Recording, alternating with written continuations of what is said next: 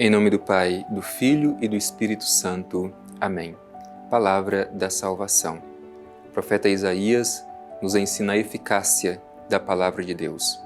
Ela vem de Deus dirigida ao nosso coração e ela não volta para Deus sem cumprir os efeitos esperados.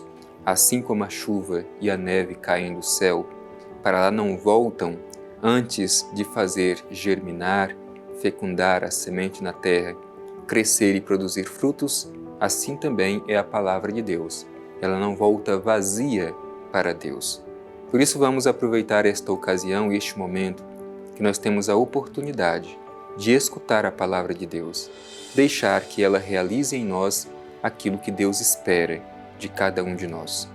Te convido, meu irmão, te convido, minha irmã, a com abertura de coração acolher a mensagem do Evangelho dirigida a cada um de nós. Escutemos com atenção.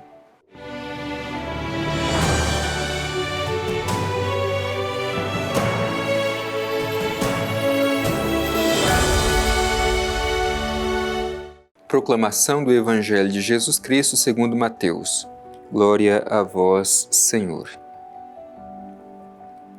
Estando eles reunidos na Galileia, Jesus lhes disse: O Filho do Homem será entregue às mãos dos homens, e eles os matarão, mas no terceiro dia ressuscitará.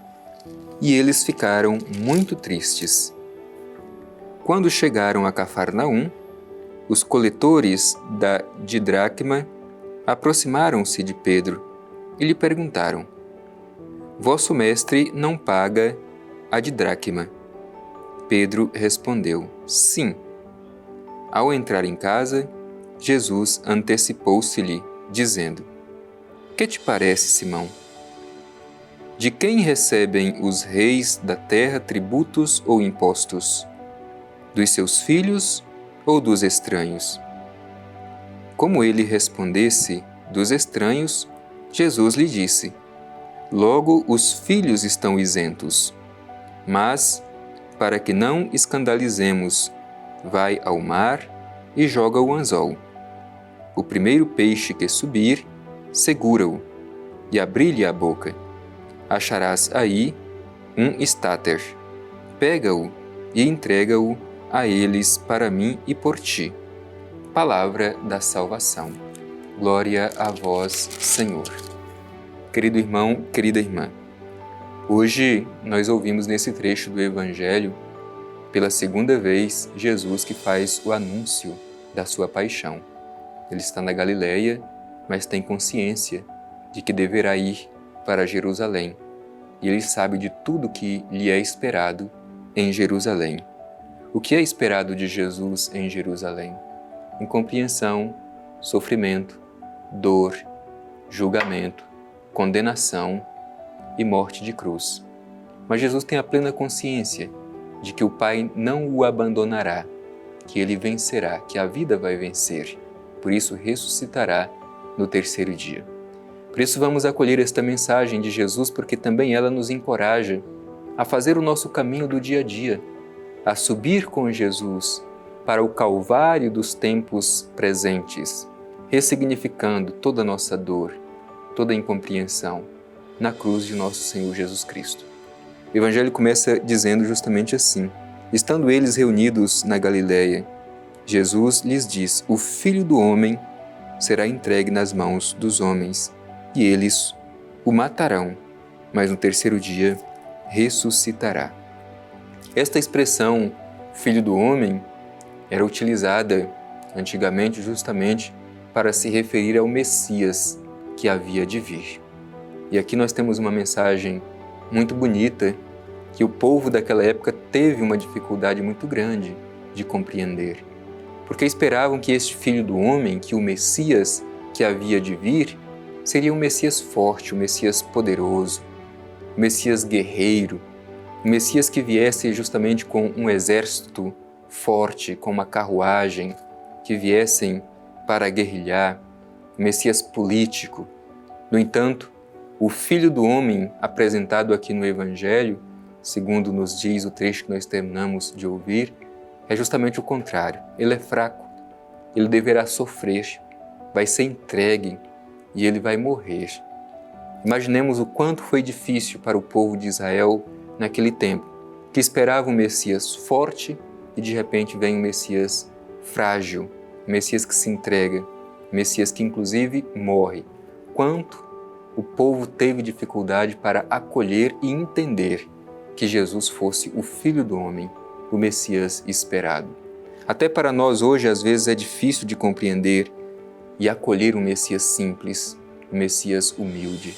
Nós preferimos um Messias forte, guerreiro, político e não um Messias simples. É por isso que há uma canção antiga que diz justamente isso. Eles queriam um grande rei que fosse forte e dominador, por isso não creram nele e mataram o Salvador. Então esta expressão Filho do Homem significa justamente o Messias esperado por Israel. No entanto, este Messias esperado não vem com as características da expectativa messiânica de Israel. Esperavam um Messias forte e vem um Messias fraco, humilde, que, como diz o Evangelho, o Filho do Homem será entregue nas mãos dos homens e eles o matarão. Ao mesmo tempo que Jesus é honesto com os seus discípulos e falar do seu destino, sofrimento, dor e morte, mas Jesus os encoraja também. Jesus tem esta clareza de que a morte nem o sofrimento terão a última palavra sobre ele, mas ele ressuscitará no terceiro dia. É isso que diz o Evangelho, mas no terceiro dia ressuscitará. Esta é uma mensagem justamente para que os discípulos, naquele momento em que acontecesse o que ele estava anunciando, soubessem interpretar tudo o que estava acontecendo e não deixassem que o medo e o desespero os impedisse de permanecer fiéis até o fim. Nós também precisamos recordar sempre disso, sobretudo quando estivermos passando pela cruz, pelo sofrimento e pela incompreensão. Nos recordar que o amor vencerá, que a vida vencerá a morte e que precisamos manter unidos a Jesus, sempre esperançosos de que a última palavra é sempre a de Deus e Deus sempre vence qualquer adversidade deste mundo. E aí diz o Evangelho, eles ficaram muito tristes justamente por isso, porque esperavam um Messias glorioso, um Messias forte, um Messias dominador e de repente o Messias apresentado é um Messias frágil, um Messias que entrega a sua vida, um Messias que morre, mas que ressuscita no terceiro dia. A segunda parte do Evangelho que nós ouvimos é uma questão sobre o tributo para o templo pago por Jesus e por Pedro. Jesus oferece um ensinamento muito bonito.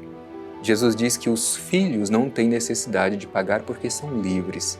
Aqueles que pagam são os escravos. No entanto, para não escandalizar, Jesus pede que se realize este sinal extraordinário de ir ao mar, lançar-se para a pesca e na boca daquele peixe encontrar o necessário para pagar tanto a parte dele quanto a parte de Pedro. Isso Jesus mostra justamente para nos ensinar que nós não somos escravos, mas nós somos filhos. Por isso não podemos criar uma relação com o templo como uma relação de escravos, mas sim de livres. Afinal de contas, o Deus da nossa fé é um Deus que se revela como Pai, o Pai de cada um de nós.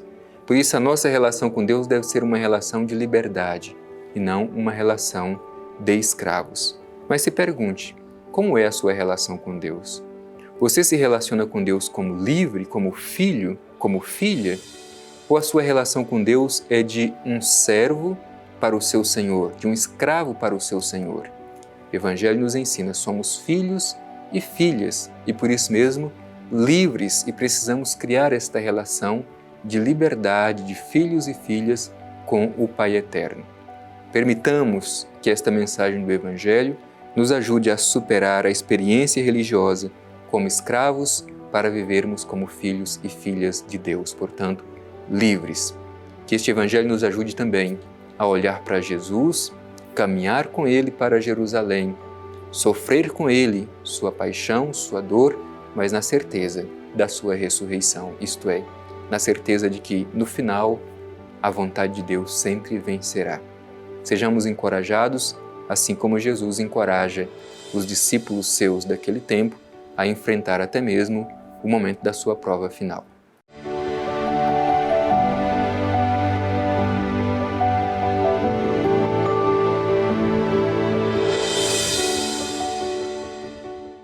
Concluindo este nosso encontro ao redor da Palavra de Deus, tendo escutado esta mensagem tão bonita quando Jesus, pela segunda vez abertamente, anuncia a seus discípulos o seu destino, o Filho do Homem será entregue nas mãos dos homens e eles o matarão, mas no terceiro dia ressuscitará. Nós queremos voltar o nosso olhar ao Divino Pai Eterno, fazer a nossa prece de gratidão, sobretudo pedindo a força do Espírito, para que também nós tenhamos a coragem e disposição de caminhar com Jesus para Jerusalém. Rezemos. Pai eterno, Deus de amor, Deus de bondade, te invocamos com confiança a força do Teu Espírito Santo, para que sejamos fiéis a Jesus até o fim, para que subamos com Ele a Jerusalém, de modo que saibamos ressignificar toda a nossa dor, todo o nosso sofrimento, na paixão, na cruz de nosso Senhor Jesus Cristo, confiante de que, assim como Ele ressuscitou no terceiro dia, também nós venceremos nossas dores e cada um de nós, pela fé em Cristo ressuscitado, participaremos também da sua ressurreição. Assim seja. Amém. O Senhor esteja convosco, Ele está no meio de nós. Abençoe-vos o Deus Todo-Poderoso, Pai, Filho e Espírito Santo. Amém.